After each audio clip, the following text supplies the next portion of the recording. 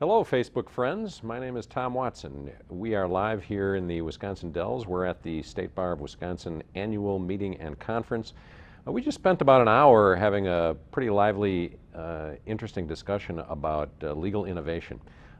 What lawyers should be doing to stay competitive, to attract clients, to meet client demands. I have two really interesting and intriguing guests, and we're going to talk a little bit about this and hit some of the points that we just made during our hour-long session, attended by a whole host of lawyers who want to know more about how to do this.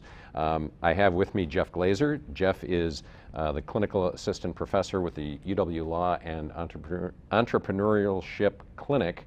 And Erin Ogden. Erin is the managing attorney at Ogden Glazer in Madison. You're in Madison, right? Yep.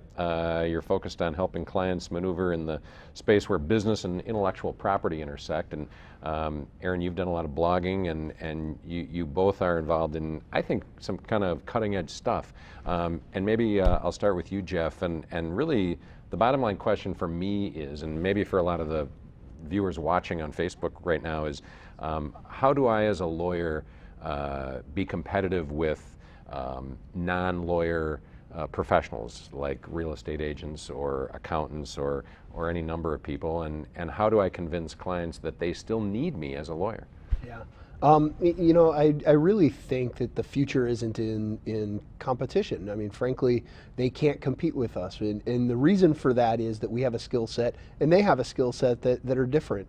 And so we should take advantage of the skills that we have. And I think one of the great things that lawyers are and that lawyers have always been is counselors to their clients and helping them understand how the universe or the world around them relates to whatever it is they're trying to do. So in our case at the Law and Entrepreneurship Clinic, we deal with startup businesses. So we try to help people who are starting up businesses figure out how to take their idea and bring it to the world. And so that involves integrating with a lot of different kinds of people. Whether it be accountants or other sorts of professionals, with business consultants, with technical services, so finding somebody to help do product development and prototyping, or advertising, or whatever it is that they need to do. As a lawyer, we can help them to understand the legal ramifications of what it is that they're doing and how all of these different pieces can fit together in their business. And does that mean that I'm going to go out and do all of those different things? No, but that does mean that I can help them, I can counsel them in the ways in which in which they're going to go out and interact with the world. You know, I find it, as I talk to lawyers, I find so many of them, they're trying to figure out how am I going to practice in this new environment. The older established lawyers have their way of doing things, and they're having trouble getting away from that, right, Erin? And the younger lawyers are coming in with a lot of ideas, but they have some of the same challenges. You know, how am I going to make this work? Tell me about your law firm. How do you guys do it?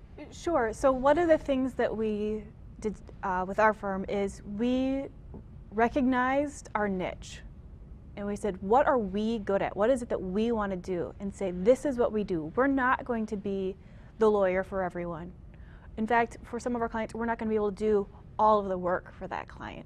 And that's okay, because we're going to do what we do really well, and we're going to partner with others to do that other stuff. Sometimes that's other lawyers. Sometimes that's other people like accountants or graphic designers or whatever it is.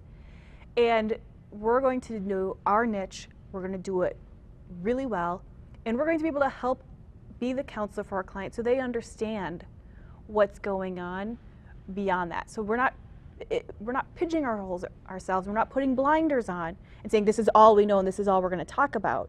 But we're going to say this is what we know, this is what we're going to do, and this is how, because we're a business in intellectual property, that's how this impacts all of the other stuff.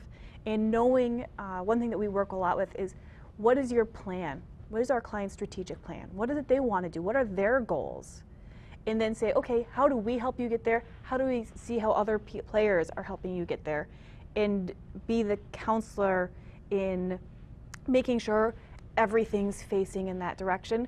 And so you have all of the arrows facing in one direction to get movement that way, and not arrows pointing in different directions, and all of a sudden the progress towards those goals are much slower. Now, you embraced technology right away. I mean, you started blogging, and tell me about that.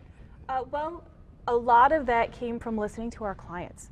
It wasn't, hey, let's try this out and see if anyone wants it. They were asking for it. They were begging for it.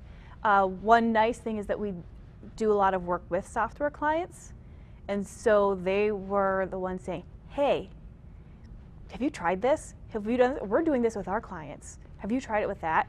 And one thing that's been really nice about some of our clients is they're willing to be beta testers for us. Hey, we're trying this new approach. Does this work? What's good with it? What's bad about it? And doing that, and then we can expand it from that point on. And so that's been something that's been really helpful, is just listening to the clients when they ask for something, and then say, okay, how do we do this? This is a partnership. How do we serve you better and integrate what you're asking for? And blogging, you reach a lot of people, right? I mean, we do. This is the internet, so. We do. So our blog, we have the blog on our website. We also, you can have it subscription, so it comes to your email. We also put it on our social media. So you can interact with it in a lot of different ways, in ways that make sense for the client to interact. We're not saying this is how you have to get our information. We're making it possible for them to get it at different angles, different ways that make sense for them, and at times that make sense for them. Jeff, how do you train lawyers, law students that are in your clinic, to be prepared for going out into practice? And I guess maybe talk too about artificial intelligence and all the challenges that they're going to face when they get out there. Very small. Yeah, just talk about everything related to technology. Yeah, we're not going to be on here too long, and I know we can't solve all the problems of the world. No. I think this is a really good question because the practice of law is changing, and much like we were talking about for the last hour, the practice of law is changing in a way that it's actually reverting back to what it used to be, which is lawyer as counselor. Back before the age of computers, where lawyers couldn't be technicians because you can only handwrite, your throughput can only be so high, right? So you're not going to write an 80-page brief because you simply don't have enough ink in your pen to write an 80-page brief. And then we had a brief period there from roughly we'll call it the 1970s through the early 2000s, and even really into today, where you sort of had legal bloat, and you had armies of associates who were churning out 80-page briefs. Well, today's technology can churn out that 80-page brief because it's copying and pasting from the last briefs that you've done on that subject, and the artificial intelligence knows that, oh, you have a brief on this particular subject. Well, let's go pull all of the briefs that have won. We'll tag the ones that have won, so we can pull from the briefs that we know are winners in front of this particular judge. And so you can use technology to really pull all of that information together. So the associate doesn't need to know how to write the 80-page brief, because all of that's already been done. What the associate does need to know how to do, though, is how to pull all of that information together. Associates need to learn how to troubleshoot and problem solve, and to ask questions, and to identify problems, right? It's sort of the classical law school problems of identifying problems. It's less about getting all of the answers down on a piece of paper, because the technology will get the answers down. So in some respects, law students need to be more well-rounded. So at the clinic, we're getting students out and talking with the business school so that they understand what accounting is, and how it works, and how that interplays with legal decisions, how that interplays with entity selection, and what kinds of organizations our clients are going to choose to be. It's getting them out and talking to graphic designers and branding professionals so that they can give coherent trademark strategy and have a discussion with the client about managing brand portfolios, right? So it's getting them out and getting a more well-rounded experience. So sort of getting outside of the law school and having those real-world interactions so that by the time they get into the practice of law, they can identify those issues and be more useful because they're not going to be asked to write the 80-page briefs anymore. So the traditional path that law students used to take coming out of law school is clearly different now. It is clearly different. There are still a handful of law students that go on and do the big firm clerking experience. You do that in your second year, and then in your third year, it's a slightly more evolved clerking experience. And then by the end of that period, you have an offer for coming in as an associate. That still happens for a relatively small percentage of law students. Back in the late 90s, early 2000s, really until about the recession of 2007, that was probably the top 50% of the class was doing that. Yeah. Today, those law firms aren't hiring the top 50% of the class. They're bringing in 5, 10, at the very largest firms in the world, they're bringing in, 50 associates instead of 200. So for the viewers, here's one of the questions one of our attendees in our audience earlier asked, and that is, he seems to embrace all of these ideas. His question is, how do I make money at this? How do I convince clients that I still have some value for them? Right. Yeah. Is there an answer? That, because she actually charges clients. We do our services for free. And I think that part of that answer is recognizing what services you're providing and how you're providing it. There are some things that are a little more ministerial, a little more automated, can be part of a volume game. That especially is nice if you can use technology or delegate it to somebody who isn't doing $250 an hour, right? And you can make that 3LT.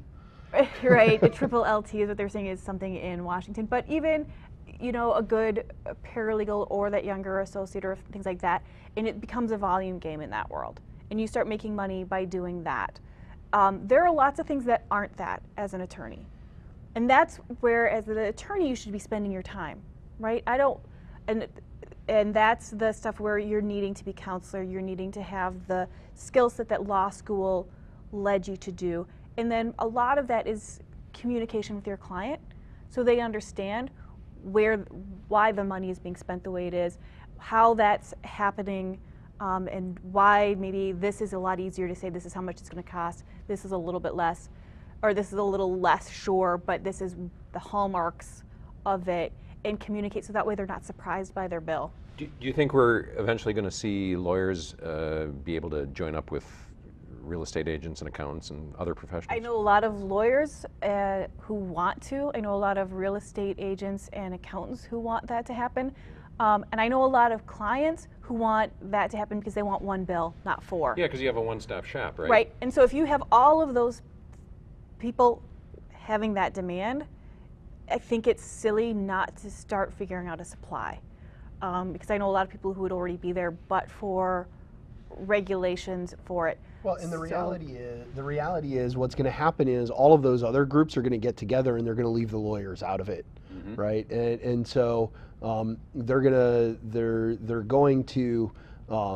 leave out the strategic piece that we can help with. They're going to pull along the ministerial piece, so they're going to be able to self-help enough. And we're simply going to get left out of that. And I think that does a disservice to the client, because I think the lawyer provides valuable skills amongst that group. At the clinic, we can go and bring in the business school and go find some graphic designers and go find some finance people and get them all together and put them in a room, because none of us are charging them, right? If we were to do that, if Erin were to do that, that would be a very expensive meeting, and we can accomplish that. But like Erin said, if you're going to do that in a paying environment, that's going to be a very expensive meeting. So provide it in one bill, get some value billing out of that, you know, and from our side of things, from a training law student side of things, we have to make sure that they're getting that experience, that they understand the role of the real estate agent, that they understand the role of the accountant, so that they can interact with those folks and help the client understand what skills and what tools those professions are bringing. And I think as attorneys, we could take a very protectionist role and say, well, we should be left out because we're special and that's it. But that's not what clients are demanding, and I think that only hurts you to take that approach. I think the better approach is to be proactive and figure out, you know what, that's where it's going. That's what's being demanded. So how do we make that work? Because the clients are going to figure out how to make it work for them. Right. And so do we want to be part of the solution, or do we want to be part of what's getting worked around? How about lawyers in Walmart or the grocery store? I see the banks that are in there, and when I go grocery shopping, we're going to see lawyers have windows in places like that. It kind of makes legal services sort of it commoditizes. Right. Are you going to get a LegalZoom kiosk at Target? Right, I don't think it's Walmart and LegalZoom that are commoditizing legal services. I think it's clients that are commoditizing legal services, and I think part of that's our problem. I think part of that's our fault, right? As lawyers, we haven't done a good enough job of justifying our value proposition, right? Why should somebody pay us $600 to write a will that they can just go and get from LegalZoom for $150, right? And that's on us to make sure clients, people, the general public, understand what the value is that we provide. Why is it, what counseling can they get from us that provides a premium over that commodity service? But also recognize that you can't, that premium isn't $15,000. Maybe it is. I mean, right? maybe it is, but my point is you have some people are pretty fancy and they know a lot of things, right? That premium is whatever a client's willing to pay for what it.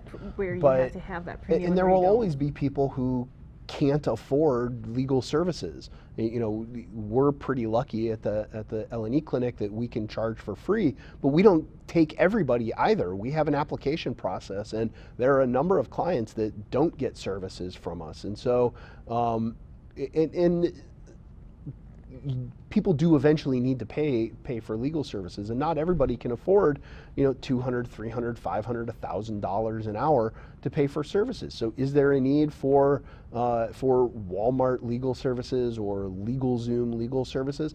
I would say as long as the client is getting a product that works for them, and and that actually works for them, not something that they just simply don't understand, so they think it works for them, then I think that's fine. I mean, those banks and eyeglass departments and all of those didn't show up on their own. They showed up because there was a demand, because there was a section of people who found that important. Yeah. All right, last question before we go. What is the best business model or strategy, or the best way for a lawyer to be competitive and successful in this profession during the next 5 years? Wow, if anyone knows that answer, I'd love to know. What we thought at Ogden Glazer was recognize your niche, recognize what you're good at, recognize what you can provide clients compared to other people, and then do that. You can't be everything to everyone, so stop trying. And then with those clients, make sure that you're listening to them, you're communicating with them, and it's a two-way street. This is not, I am the lawyer, this is how it works, because they know their business better. So our big things are know what you know what you don't know, and make sure your clients know the same thing. Okay, Jeff? Yeah, I mean, I think, for the next 5 years, I think the focus is going to have to be on being a counselor, right? Because I think that's long-term technology. Yeah, as opposed to the Scrivener, right? If your practice is simply filling out forms, your practice probably isn't going to exist much longer. It probably will not exist in 5 years, because it's too easy to automate that, and the automation is catching up. But what the automation is getting better at is integrating with legal services so that clients can get those model or form documents in a way that suits their needs. So I think lawyers are going to have to accommodate that, or more importantly, lawyers are going to have to figure out how to build those tools into their practices, because those tools not just benefit the client, but they benefit the lawyer too, right? You don't have to spend 2 hours drafting a contract. That contract already exists. You just have to understand what that contract is, be able to integrate that and understand what your client's needs are, and be able to modify that contract in a way, or pull in different parts of other contracts, right? So modularity of business practices, and understand how all of that works together so that you can draft something that works for your client, or that you can modify something that works for your client. So it's understanding the big picture while still being a specialist, which sounds really hard and maybe at odds with each other sometimes. But I think that's where it's going. You're going to have to be a counselor more than a technician. Gotcha. Jeff, Erin, thank you so much. Thanks so much, Tom. Well, folks, that's what we've been talking about over here at Glacier Canyon at the State Bar Annual Meeting and Conference.